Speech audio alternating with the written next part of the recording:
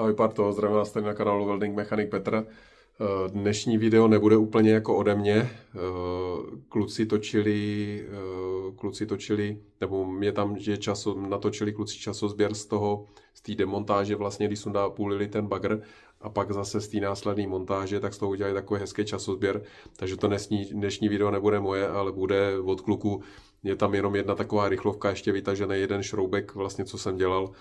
A pak už zbytek celého toho videa bude teda to, co nazbírali kluci. Takže když budete chtít, tak mrkněte, jak pěkně se sundával a půlil se tady 45 tunový bagr a pak zase jak se to nadávalo zpátky.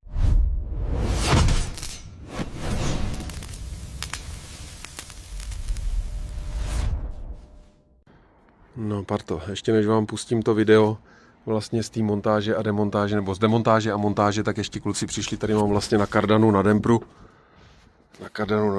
Na dempru tak je tady ještě zalomený takhle jeden šroub.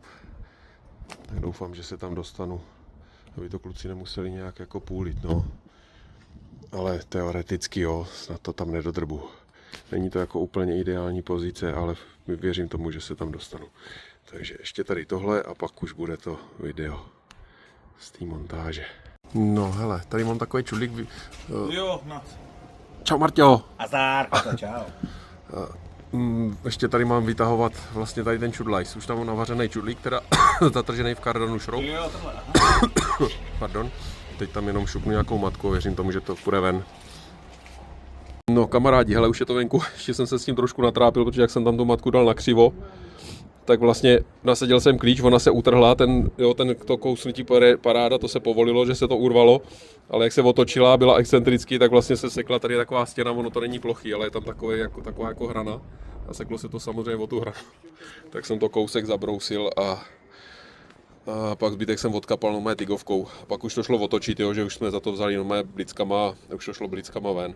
Že ten první, vlastně takový ten cukanec, co byl zhřízlej, tak ten jsme vzali trhákem.